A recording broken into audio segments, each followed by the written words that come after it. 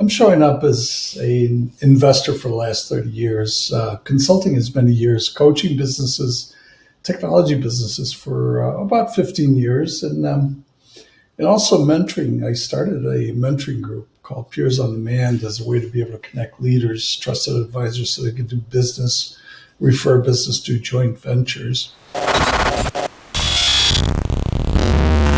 Said one out of six people think that their mental health is declining. And I thought, where do they get this question? Where do they get this answer? How do they know? Quite frankly, here's what I believe. I believe 80% of the world, of the people, their mental health is declining. 80%. Let's go by the 80-20 rule. So 20% are positive, raising their mentality, and 80% are declining. Why? Well, I think of it because of aging. You look at the body, most people decline after the age of 20 or 30, physically. So it makes sense that mentally they would do that as well, too. And those people that are able to discover how to have a positive mental health continue to excel or grow. And 20% would do that, 80% will not. Here's why I say that. It's because there's very little that we know about mental health in the world. Why? Well, because they're coming up with drugs to help us get from where we're at now to where we want to go. We have a headache, we take this. We have depressed, we take this. We have different moods, we get prescribed something. Or if you go to a therapist, they prescribe you all kinds of things. And the difference between a therapist and a coach is this. A therapist can prescribe some medication, and that's it. That's the difference. Coming from a place when I used to do suicide prevention, to answer it, I didn't have a therapist license. I just said, hello, what's your problem? Oh, well, I didn't say it then. I said, how are you? What is going on? Do you need help? Do we need to send police to you or somebody to help you get you where you're going? Suicide prevention, she talked about suicide. So here's what I'm finding out, that is, we don't know what we don't know. Wow. With somebody that's obviously stressed, obviously having a problem, I think we talk to him as a human being, just as a person. What's going on? And maybe check in.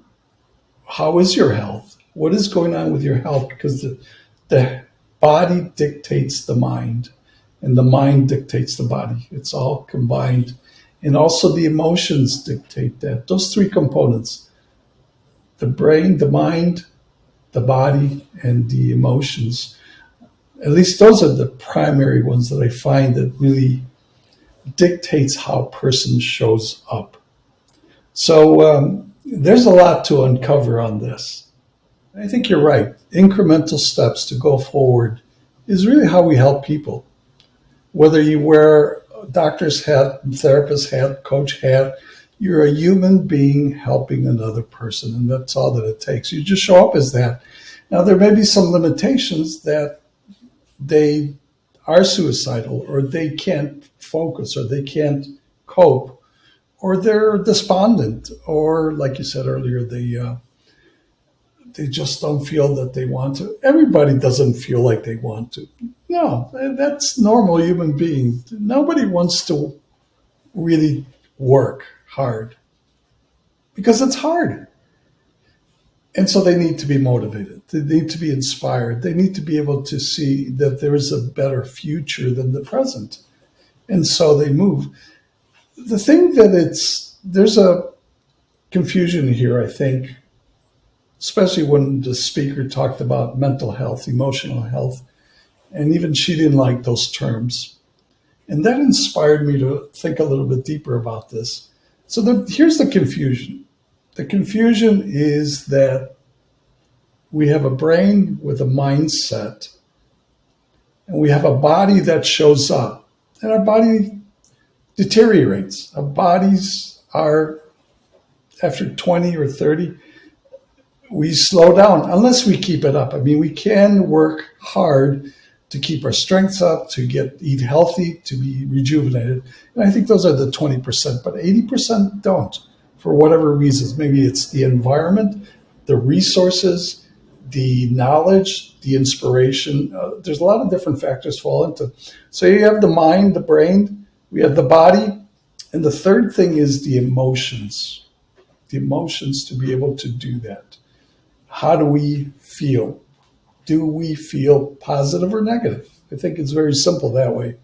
And what kind of positivity do we have? Or what kind of negativity? Is the positivity enough to be able to get up when it's difficult to get up, to do the difficult things, to be inspired? And here's what I'm coming to think is that it's our endorphins in our brain that secrete chemicals, natural chemicals. And the natural chemicals, I think of three main ones. One is cortisol. Cortisol is where we get anxious. It's one of our fight flight kind of chemicals. Then we have serotonin, which is calm. We don't want to do anything. We're just happy where we're at. Actually, it's a happy endorphin. And then we have dopamine. Dopamine says, I want to do something, I get rewarded, it's exciting, I want to do more. And of course, we have chemicals or drugs or smoking to be able to get our dopamine going. So those are the three stages: cortisol, serotonin, and dopamine. If we can really excel in our dopamine, bring some more dopamine, and we could do that with different skill sets, then we have a person that is going in the right direction, that is coachable, or that can excel, or that can succeed. And I'm thinking that that's at the source of it. If we want to look at the source, where is the source of all this? And I think that's more complex than just talking to a client or talking to them to be able to do some things. Although it would help if you say, get some sleep, stop doing drugs, exercise, eat well, all of those things we have in our control.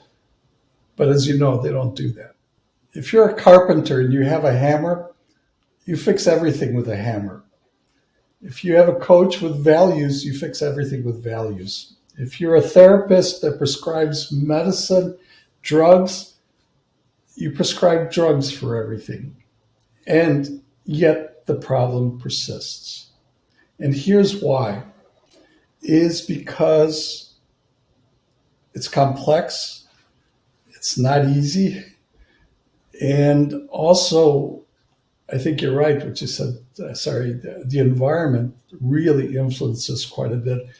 Here's what I learned from one of my mentors that said, but they were talking about money. They said, nobody is rich and nobody is poor. It's their environment that is rich or their environment is poor. And I'm thinking in terms of mental health, physical health, emotional health, is it that it's not the person that's healthy or not healthy, it's the environment that's healthy or not healthy, it's not conducive.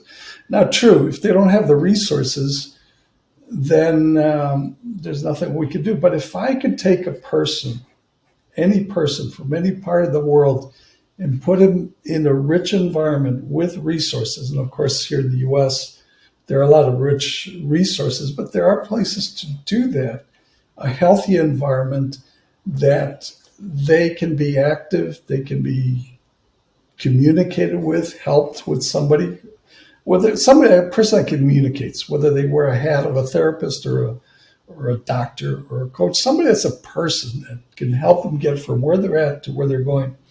That person, I think, has a tremendous chance of growing because of the environment, because of the resources, the appropriate resources. And I'm not talking drugs. I'm talking being able to do it in a natural way, in a way that they eat healthy, they get plenty of sleep, their stress is reduced, which means they have emotional health, and that helps their brain and their body gets better. You have to have exercise, and you put that person in a rich environment, they're going to thrive. I mean, the chances are high that they will thrive. I would be surprised if they don't. So that's what I'm thinking. So how do we get to a rich environment? How do we create a rich environment for our client wherever they're at? We can't change their environment, but we can give the perception that the environment changes. And I think it starts with the individual. Well, of course it does. The individual physically. I think it starts physically. Eat the right things, get enough sleep, and be able to exercise. Those three components to a high level and wherever they're at. Because from my experience, athletes, for the most part, don't get. Well, I mean, there's some that get depressed, I would imagine, but they can really have much more emotional stability because they exercise or they channel their frustration to their exercise better.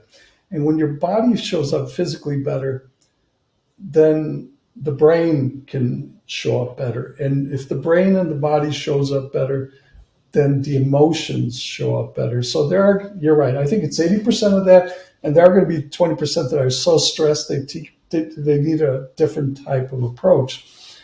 But the clients that I focus on, they're not high performance athletes. They are business people with pressures of business. And I check in on their health. What's going on with your health? Are you working out? How's your relationships with your family, your friends? How is stress affecting you? How do you cope with stress? Do you go for a run or a bike? So get their physical part. At least we could ask those questions. I mean, look for some signals that says, oh, this is off. And maybe I can't help them if for some reason there's something I can't talk about, or then maybe they need to see somebody else. So, but physical starts first in my mind. Then that affects the brain. Then that affects our emotions. Now it could be the reverse for some people. If you're happy emotionally, maybe that starts first. It helps your body and then maybe your brain. And actually, people know. People are very smart. They already know. If they're overweight, if they're not exercising, if they're not eating the right things, if they're not getting enough, they know already. All we have to do is ask. And they'll tell us. And they'll say, oh, I'm only getting 4 hours sleep. I know I should be getting 8 hours sleep. Oh, I'm so stressed out. I work. They'll tell us their problem and they'll tell us their solution. And all we have to do is ask the question. Ask. Because they already know. I'm finding out people are extremely knowledgeable, smart, and if they don't know, Google's a lot faster and better for doing any of that. Here's what I thought and came up with, especially as the speaker said, I don't like mental health, the word. I don't like emotional health. There's got to be something better. And I thought about that and I thought, oh, of course, there is something better. There is something better. And it's being able to focus on our mental skills and our brain. Of course, our brain, there's a physical component, which we spoke about earlier, that there are some ways of being able to have the brain affect the body and our energy and our emotions. And there's also the mind with multiple intelligences. Multiple intelligences. Came out a book by Howard Gardner that talked about 7 intelligences. Then he added another one, 8 intelligences. Then I thought, well, is that true? Can there only be 8 intelligences? And I started looking more into it. And I came up with 18 intelligences. 18. So I thought, what if I could ask somebody, where are you at in this intelligence? Where are you at in this intelligence? And through 18 of those questions, what would that do? Well, that would certainly give me a perspective how well they think they're doing in those areas. Their logical brain with mathematics, their creativity, their interrelationships, their interrelationship skills, their spatial skills. So there's all of these, and I thought, oh, well, what if I give it to somebody and they just give me feedback? Because as coaches, we just want to get feedback and do it in a way that it's easy. And so what I did is I put together what I call signals, intelligence signals. So if they could go through that and answer that, it's almost like an assessment. I call them signals. And that way they could say, where are you at on this on a scale of 1 to 10? And where are you at on this? Where are you at on this? And that way gives me a screenshot, or at least a perspective of what they think. Not what I think, what they think. They're telling me, and I could say, if you're at a 7,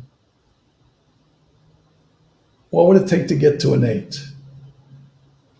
And if you're at a 7, why didn't you pick 6? What's the difference between it? Because I think, like you said earlier, Sari, get them to the next level, and we do it real slowly. If they're a 7, what do you do to get to a 10? That might be too big. That's too far. But 7 to 8, one little point. And what does it take to get that? And I could say, well, if it's about creativity, well, I'm at a 7 in creativity. To get to 8, well, I'd have to maybe read some books. I'd have to get quiet. I have to be a perspective. So that's what it takes to get there. Why didn't you pick a 6? Well, a 6, I'm already doing this and this and this and this and this. So that's why I gave myself a 7. They are grading themselves and giving their own opinion. It's not our opinion, it's theirs. As coaches, we want feedback so that we can feed forward to somebody else, to ourselves, or to the client.